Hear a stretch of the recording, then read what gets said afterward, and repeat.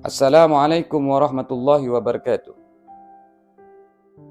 Alhamdulillahi rabbil alamin wassalatu wassalamu ala habibina al-mustafa al-karim wa ala alihi wa ashabihi ajmain amma ba'du.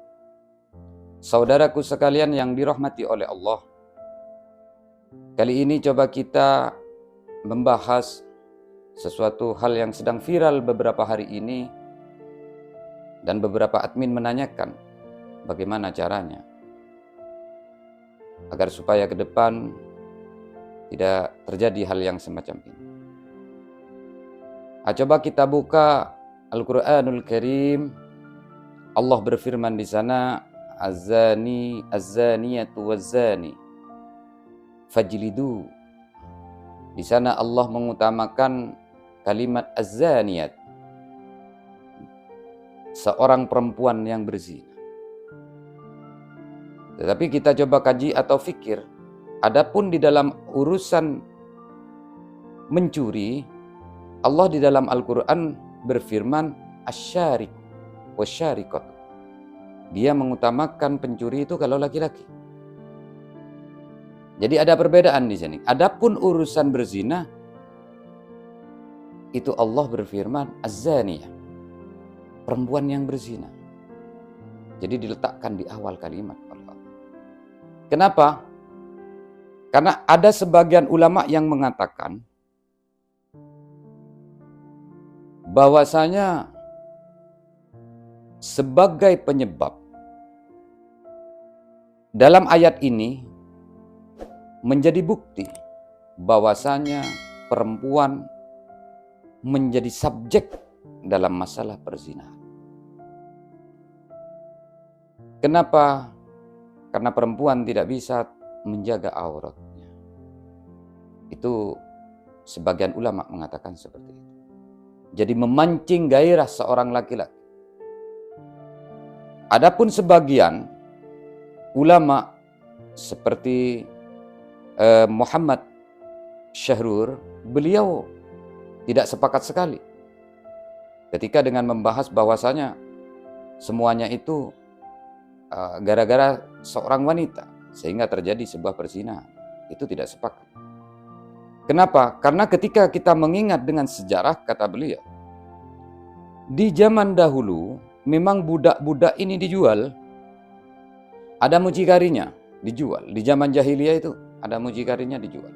Bahkan sangat terkenal sekali di sana itu Ubay ibnu Salul.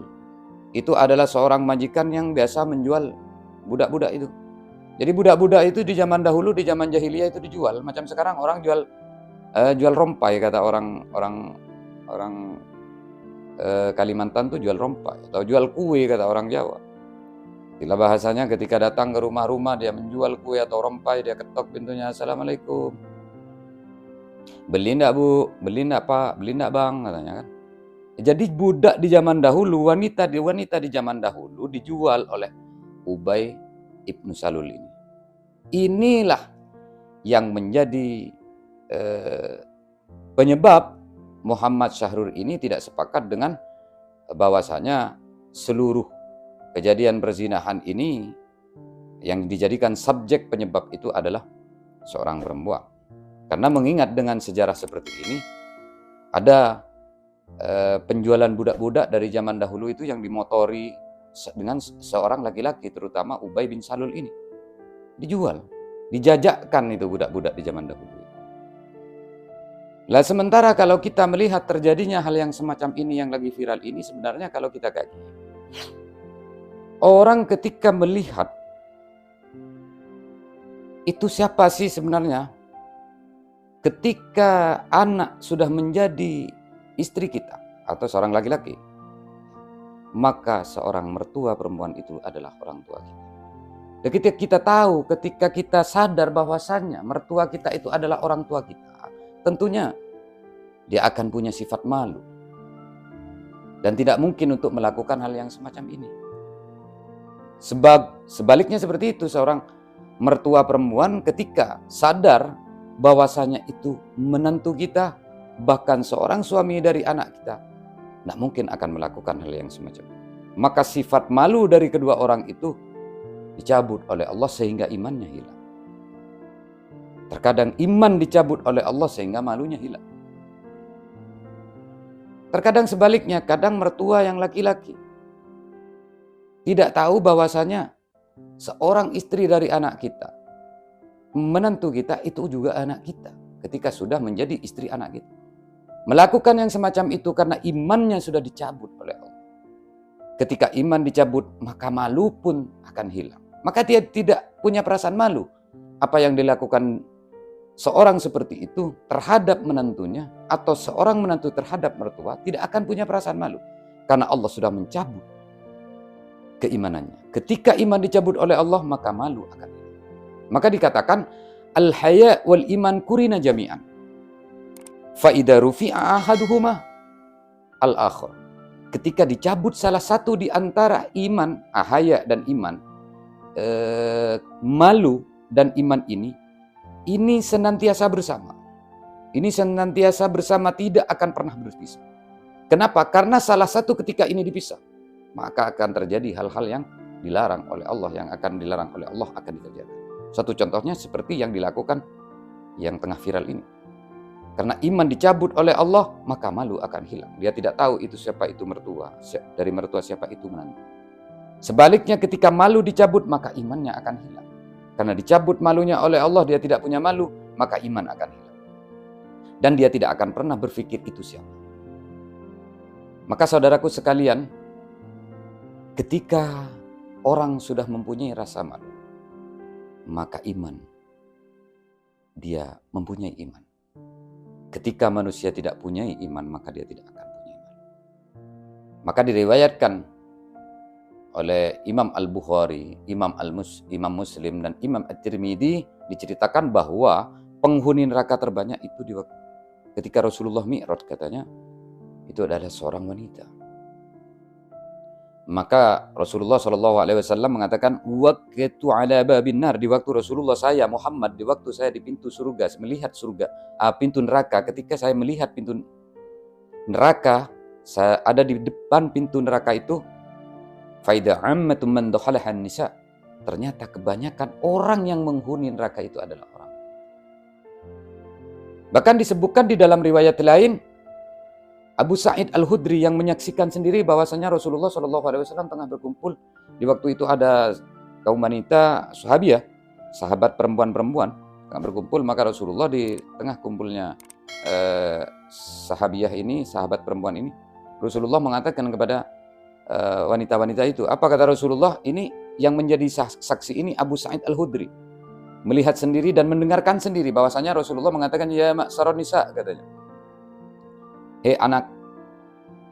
hei perempuan-perempuan, katanya, tasaddaqnah, bersedekahlah kamu, fa inni uritukunna aktsaru ahlin nar, karena aku melihat paling banyaknya wanita penghuni neraka adalah seorang wanita, dari kaum wanita, dari golongan wanita, kata Rasulullah. Maka di waktu itu sahabat perempuan-perempuan itu menanyakan kepada Rasulullah, bima ya Rasulullah, sebab apa ya Rasulullah, dan kenapa ya Rasulullah? Seperti itu. Rasulullah berkata, tuksirnal li'an wa takfurnal ashir. Kenapa wanita banyak menempati di dalam neraka? Karena wanita suka melaknat.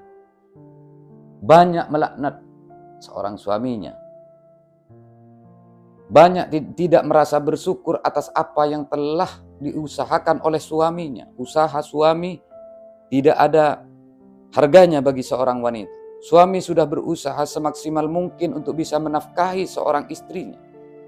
Karena beliau adalah suatu perintah dari Allah, suatu kewajiban untuk menafkahi istrinya. Tapi bagi seorang istri, sama sekali tidak dihargai dan tidak berharga. Bahkan seorang istri tidak pernah merasakan bahagia ketika dia mengatakan kepada suami, saya tidak pernah merasa bahagia bersuami engkau. Padahal seorang suami sudah berupaya semaksimal mungkin. Kenapa? Karena seorang istri berkacamata, memakai kacamata yang bukan menjadi miliknya. Kacamata yang dipakai seorang istri, apalagi di zaman sekarang, berkacamata dengan orang yang memang benar berada, orang yang mampu, Jadi dia melihat ke atas. Dari sisi harta, dari sisi kehidupannya dia tidak bisa memandang ke bawah, ke yang lebih susah daripada dirinya. Dia lebih memandang kepada yang atas sehingga suami menjadi korban dari ucapannya. Dan dari ucapan itu menjadi laknat dari Allah Subhanahu wa taala. Dilaknat seorang wanita oleh Allah Subhanahu. Padahal Rasulullah Shallallahu alaihi wasallam berkata, andai kata lau amartu ahadan ayyasjuda li ahadin, andai kata aku memerintahkan seseorang untuk bersujud kepada seseorang yang lain, la amartul mar'ata an tasjuda li zawjiha, pastinya aku memerintahkan seorang istri untuk bersujud kepada suaminya. Andai kata ada pantas, pasti diperintahkan oleh Rasulullah, kata Rasulullah. Saking mulianya seorang suami. Selama suami itu membawa seorang wanita ke jalan yang diridhoi oleh Allah, maka ikuti. Terlepas dari itu, ketika suami mengajari atau memberi jalan yang tidak diridhoi Allah, maka tidak perlu diikuti. Ini sangat disayangkan sekali terjadinya hal yang semacam ini. Maka bagaimana mengupayakan agar supaya tidak terjadi hal yang semacam ini? Maka jaga iman. Tanamlah di dalam hati untuk mempunyai sifat malu. Karena malu itu adalah sebagian dari iman. Ketika sifat malu dan iman sudah tertanam di dalam hati, dimanapun kita berada, sendiri atau di posisi banyak orang, maka seperti itulah. Karena sifat manusia yang terlihat dan kelakuan asli seorang hamba Allah yang terlihat kepada hamba yang lainnya, manusia kepada manusia yang lainnya, ketika dia sedang sendiri, bukan sedang dengan banyak kawan. Karena ketika dia berkumpul dengan banyak kawan, maka sifat aslinya tidak akan pernah terlihat. Tapi karena ketika dia lagi sendirian, maka sifat asli dari seseorang hamba Allah akan terlihat. Maka tanamkan iman di dalam hati. Yang kedua, hukum yang semacam ini dihukumi oleh para ulama. Zina itu ada dua macam. Ada zina muhson, ada wairu muhson. Adapun yang dikatakan yang di sini, jadi az-zaniyat waz-zani di sini, ada yang mengatakan wairu muhson.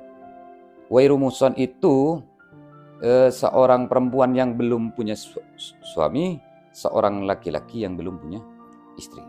Itu wairu muhson. Adapun ketika dia sudah mempunyai pasangan hidup, ketika beliau melakukan, orang-orang ini melakukan hal yang dilarang oleh Allah berzina, maka itu namanya zina muhson.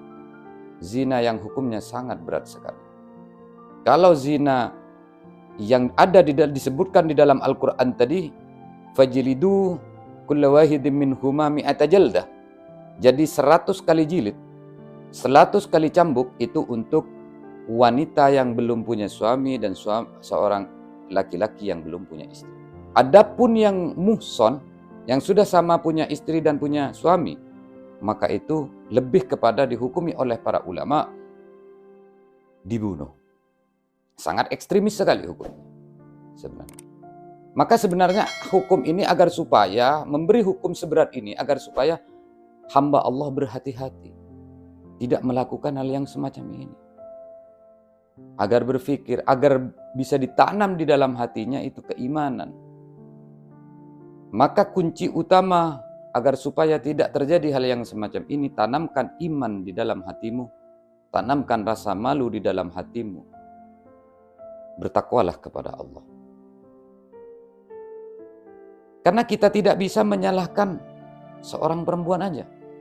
Boleh jadi seorang laki-laki itu yang salah. Dan tidak bisa menyalahkan seorang laki-laki itu aja, boleh jadi perempuan yang salah. Jadi diambillah jalur tengah oleh salah satu ulama. Berarti dia sama-sama maunya, sehingga kelakuan yang semacam itu terjadi. Maka hukum yang tadi, maka sangat berat sekali. Kecuali saudaraku sekalian yang dirahmati Allah, seberat apapun hukuman itu, ketika engkau mau bertaubat kembali kepada Allah dengan taubatan nasuha, maka innallaha ghafurur rahim. Karena Allah itu Maha Pengampun. Insya Allah Allah akan mengampuni apa yang telah diperbuat oleh hambanya, seberat apapun dan sebesar apapun